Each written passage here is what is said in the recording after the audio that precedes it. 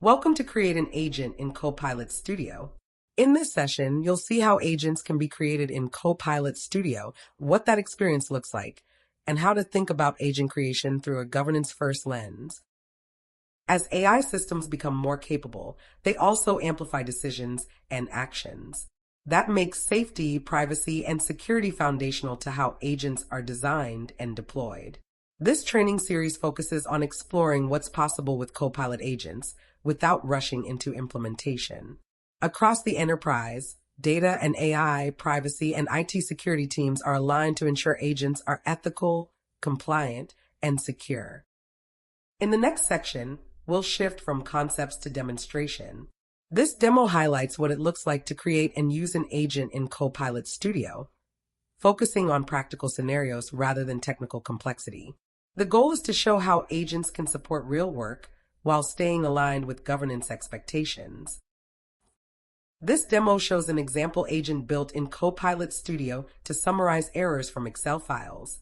Each morning, the agent analyzes new spreadsheet files in a specific folder, identifies errors, and compiles them into a structured table. That summary is then emailed to a defined recipient.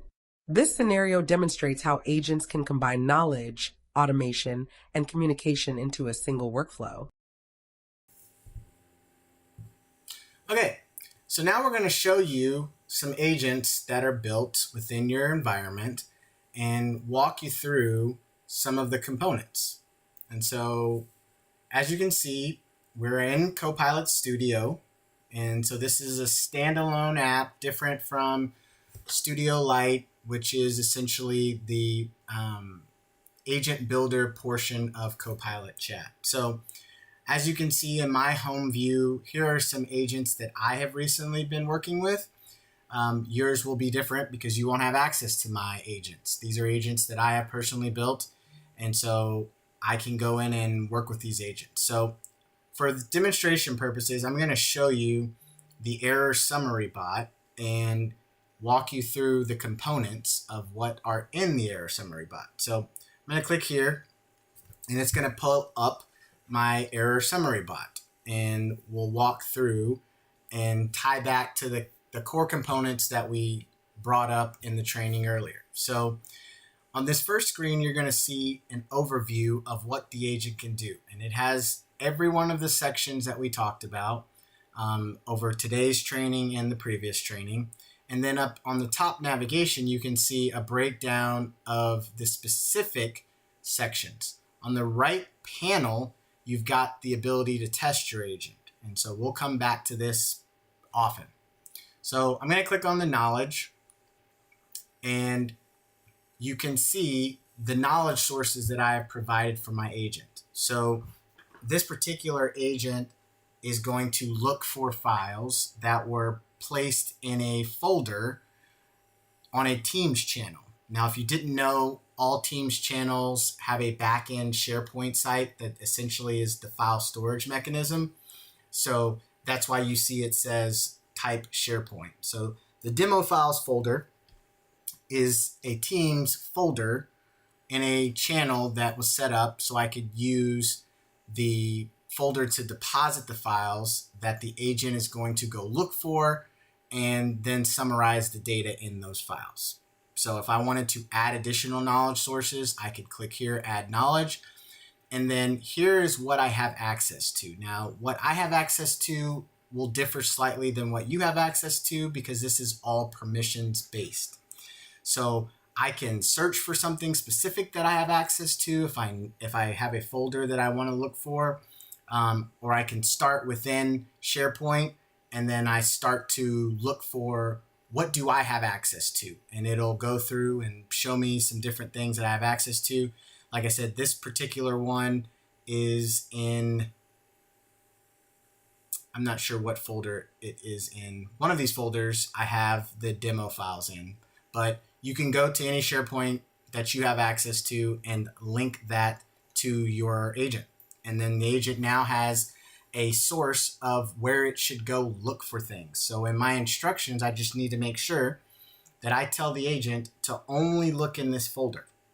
All right, so now we're going to go to tools. So in the tools, for this particular agent, and this is an advanced feature within Copilot Studio, you have the ability to add different connectors that add additional functionality. In Copilot Studio Lite, you don't have these capabilities. You just have the standard functions that are available, and it's limited because it's supposed to be a simple agent that does simple tasks, versus Studio gives you a more robust opportunity to add some amazing different functionality to your thing. So in this particular bot, I want it to send me an email with a summary. This was a conversation we had with a team that wanted to, they get error reports. And so they want to be able to quickly know what errors are in the report and potentially some remediation steps. And so this particular agent is going to send an email. And so what I've done is I've configured the tool to use a built-in connector to Outlook to send an email. And so you'll see that it sends an email using my credentials. And this is important because without having permissions to do this, the agent's not going to do anything. And so I have the capability of sending emails, so it's going to use that to send my agent. Within my connector, I have to supply necessary information. So if you think about an email, you have to have a to, a subject, and a body. And so it's going to fill out these things for me, or I can default a version in here. So as you can see here in the fill using, I have dynamically fill. I could also choose customize. Then in completion, I don't have any sort of completion step really. What this is for the activity tab, and we'll look at that here in a second. But really this covers letting me know that the final outcome has been completed. And so this is a tool. So we'll go back to the tools section so you can see what that looks like from if I wanted to add a tool. So in previous trainings, there were a lot of questions about, can it connect to platform X, platform Y? And so you can see that Copilot Studio has access to several connectors, but it doesn't have access to certain external or other vendor applications. This is an enhanced feature that can be updated. You can build custom connectors, but you would need to work with your IT teams to get that built out for you. But as you can see, anything that's Office 365 has access to. I can connect it to Teams, and then when I hit this Teams one, it's going to give me a full list of all of the capabilities it currently possesses to use Teams. I can create a team, I can create a chat, things like that. Within Outlook, I've already used the send an email one as part of my agent, but you can see here, you could pick to send an email. You can tell it to do all of these various things within the agent configuration. So we'll back out of that. So again, my agent here is going to send an email, and the trigger, I have to give it instructions on what to use for the trigger. So you'll see that here in a second. Okay, so now agent. Now, let's say, for instance, you are building out a suite of tools for your department. You could configure an agent to connect to other agents. So one agent does task A, agent B does the next task, and so on and so forth. So if I had additional agents that I wanted to configure here, I could hit add, and it'll give me access to the ability to add additional agents to it. So for this particular, there's not any additional agents that I want to add, but you have that capability. Topics. So this is the conversation flow of working with the agent. So during the activity, and you'll see that here when I go to test this, the agent will work through these different topics, and as it runs into a roadblock, it'll figure out the deviation path of what it's supposed to take. So here you can see goodbye, greeting, start over, thank you. So these are what the responses I'll see as it's working through the activity.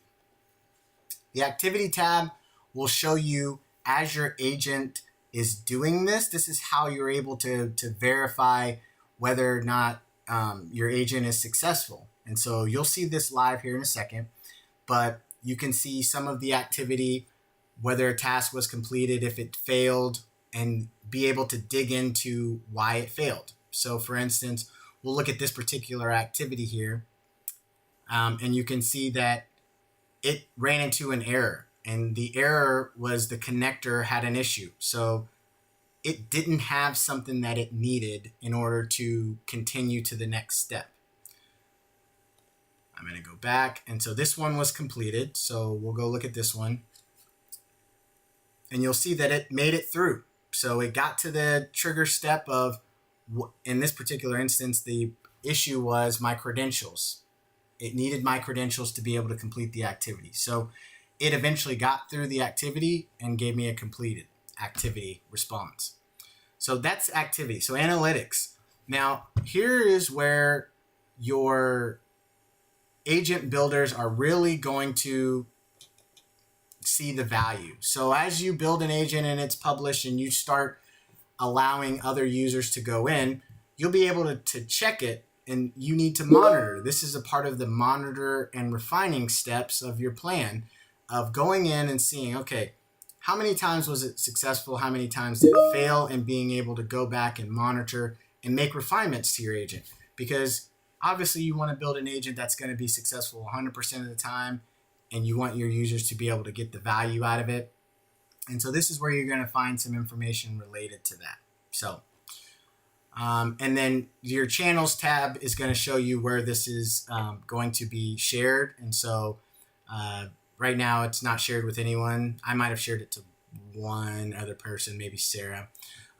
But you'll get some information about the channels and how this is being accessed. So we'll go back to overview so you can see the instructions and what we talked about. So here in my instructions, you can see that I've advised the agent, I only want to look at the Excel files because this file folder has PowerPoints, Word documents, but I only want it to look at the XLS files. And I only want it to be located in this demo files folder because I have access to a lot of different SharePoints, but I only want it to look in this folder. And then I instructed it, I want it to summarize the data from the file and then provide me the output in a table format. And here are the columns that I want to see. I'm only looking for errors in the current month. So there's logic there that has to be run to say, this is the errors for this month. After processing the file, it's going to send an email to my proficient email. This is a secondary step, and this is just so I can make sure that everything is working the way that I want it to work.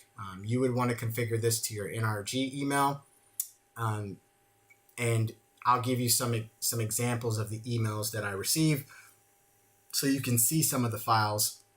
And then I'll actually just try to drop a file and see if I can get it to run while we're here to show you a file. So again, it's further instruction. So as we talked about prompting, this is the prompt.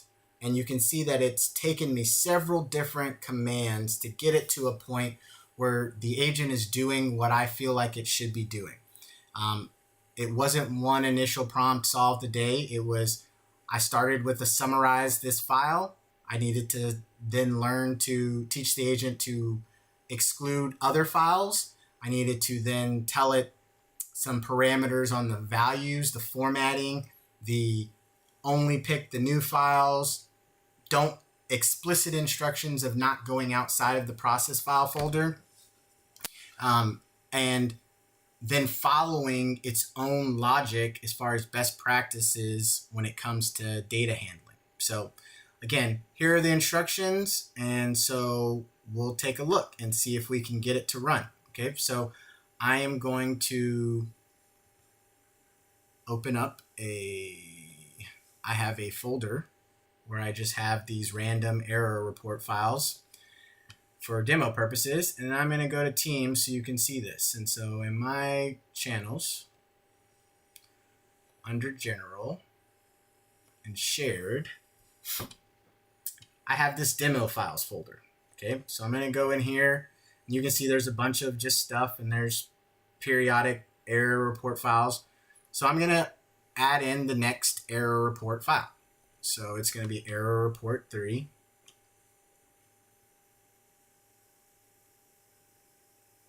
All right, so now the file is uploaded, and so that tells the agent, go do your activity.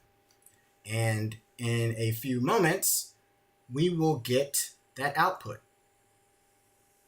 And so I'm going to show you in the meantime an example of one of the outputs that I got. So you can see this email came from my NRG email. And here are here's the body information that I wanted to have. The error report. I ran the error report to this morning. So you can see it's got the date the error report was run. And then it's got a breakdown in a table format like I asked of the errors. And it's following my instructions of give me the error number, description, count, range, and remediation steps. And then it leads out with if you have questions, call the help desk to this 1, 2, 3, 4, 5, 6, 7, 8, 9, 1. As we go back into my agent, you can see I have these instructions. At the bottom of the email, put, if you have questions, please call this. Good morning. The following summary was pulled from. Put the name of the file. So all of these things are possible within Copilot Studio, and they just should open up an opportunity for you to get creative in thinking about what is a process that we currently do today that I could make my life so much easier if I automated some of the steps. It's not supposed to solve all the problems. This doesn't replace you.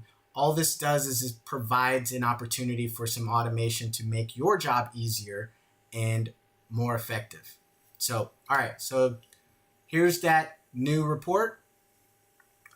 So again, error report number 3. Here's a list of the errors. And here's an additional message from Copilot letting me know why it included additional data. So again, thank you. When creating agents, it's important to start simple and expand over time. Begin with focused, well-defined scenarios and pilot them with real users. Test frequently, analyze usage, and refine your agent based on feedback. Leverage existing content whenever possible, and always plan for escalation and fallback paths. These practices help ensure agents remain effective, trustworthy, and sustainable. Now that you've explored a real-world scenario, your next step is to start identifying ideas where agents can safely add value in your own work.